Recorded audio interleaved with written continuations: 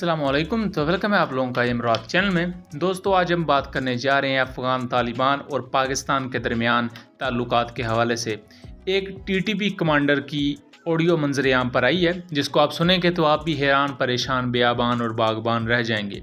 बहरहाल, एक TTP commander अपनी इस ऑडियो में ये बयान करता है कि अफ़गान तालिबान ने टीटीपी मेंबर्स को पकड़ के जेलों में डालना शुरू कर दिया है या उन्हें अबडक्ट करना शुरू कर दिया है। और इसके बारे में वो बताता है कि 70 टीटीपी के जो दहशतगर्द हैं उन्हें अफ़गान तालिबान ने गिरफ्तार कर लिया है और उनमें से 15 दहशतगर्द तो वो हैं जो पाकिस्तान की फायरिंग में ज़ख्मी हुए थे।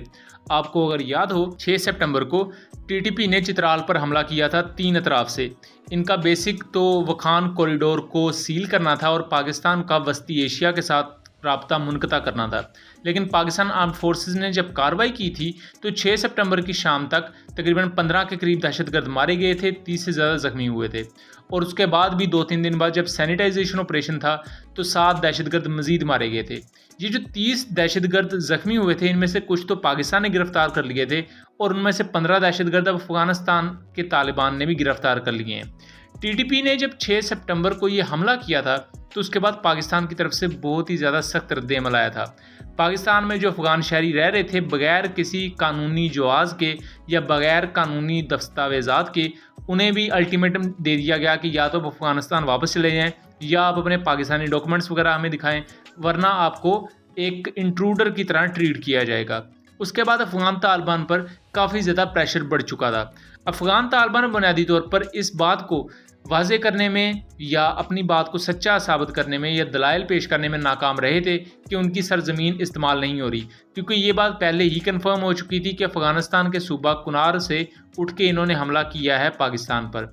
और इस चीज़ को ईरान ने भी उस वक्त अफर्म किया था, क्योंकि ईरानी साइड पर भी अफ़गान तालिबान की सरजमीन से हमले होते हैं।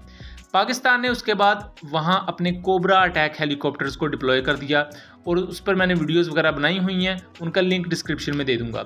यहाँ मैं बताता चलूँ कि जब एयर पावर मैदान में आई तो अफ़गान तालिबान की शायद अकल ठिकाने काफ़ी हद तक आ चुकी थी और अफ़गान तालिबान खुद भी इस चीज़ पर थोड़े से परेशान थे, क्योंकि अफ़गान तालिबान एयर पावर का ना तो उनके पास एयर पावर है और ना ही एयर पावर का वो मुकाबला कर सकते हैं। पाकिस्तान अपने कोबरा अटैक हेलीकॉप्टर्स को इन एरियाज़ में डिप्लॉय किया। उसके बाद पाकिस्तानी फाइटर जेट्स की घनगर्ज भी इन एरियाज़ में रही। और उसके बाद अफ़गान तालिबान ने एक अच्छा काम ये किया है कि उन्होंने टीटीपी के जो टेररिस्ट हैं उनको अपने मुल्क में पकड़ना शुरू कर दिया है। इनको या तो वो रीलोकेट करेंगे या इनको अच्छी बात तो ये है कि इन्हें सज़ा देनी चाहिए। इन टीटीपी के दहशतगर्दों में से 15 दहशतगर्द वो हैं जो पाकिस्तानी फायरिंग से ज़ख्मी हुए थे और टोटल ऐसे 70 दहशतगर्दों को अभी तक अफ़गानिस्तान के तालिबान ने पकड़ा है। और ये जो टीटीपी कमांडर की ऑडियो है, ये मैं वीडियो के एंड में इसको शामिल कर दूंगा तो आप उसको सुन सकते हैं। बहरहाल मैं बताता चलूँ, ये एक जॉइंट व्हाट्सएप ग्रुप था कोई, जहाँ अफ़गान तालिबान के कुछ लोग थे और टीटीपी के कुछ लोग थे। वहाँ ये टीटीपी के कमांडर ने अपनी वॉइस भेजी थी और उसका ये कहना है कि अफ़गान तालिबान हमारे साथ ज़्यादती कर रहे हैं, अफ़गान तालिबान का हम एक वक्त में हिस्सा थे और आज अफ़गान तालिबान हमें डिसओन कर रहे हैं। लेकिन यहाँ देखने वाली दोस्तों बात ये है कि टीटीपी ने जो पाकिस्तान में हमले किए हैं उनमें फ़ौजी तो शहीद हुए, वो अलग बात है, उन्होंने मासूम बच्चे शहीद किए हुए हैं, सिविलियंस बहुत से शहीद किए हैं। और इससे पहले तूरखम बॉर्डर पर भी 7-8 सितंबर को ही जब फायरिंग होती है तो उसमें पाकिस्तान की जवाबी कार्रवाई में काफ़ी अफ़गानी तालिबान भी अपनी जान से हाथ धो बैठते हैं।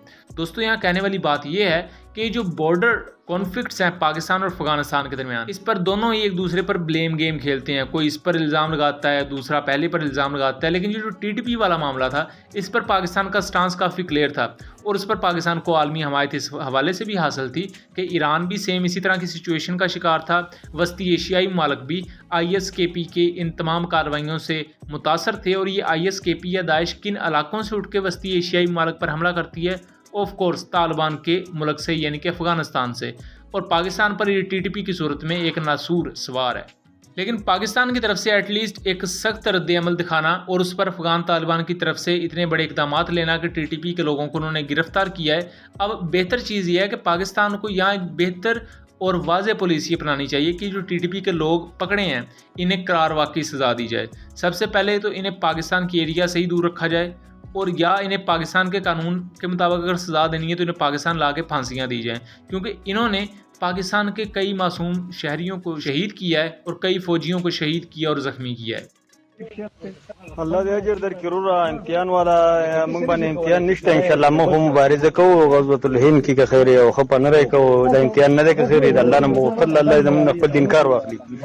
دا څومره مهاجرین چې دي انصار خو هسې ماشاءالله په دغه مینه ورسره موږ هغه مینه ساتو چې نبي علیه السلام ویل دي چې انصار سره مینه وکړئ نو هغه مینه ده.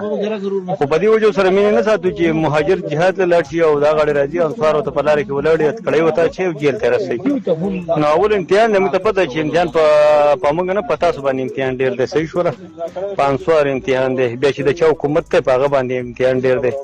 باید حکومت اسلامي دی نو د اسلامي حکومت هغه اسلامي کم فریضې چې دي چې هغه ادا کړي. دا به ښه دا نه چې یاره سړی د سنګر نه ستړی رواني د چیر وړی تپوس نشته د چاپي کولو نشته د ګاډي نشته د کور د وړو خیال نشته د زخمي نشته بل څه دوای نشته. خو دغه خیال ساتل دي چې بس ته هلته کې بس هغه د ستړی د غر نه راکوز شوی دی او ته بس ولګه وروره ایسته په لاره ورته ګاډه ورده وه او ایسته جیل پولې چرخوي.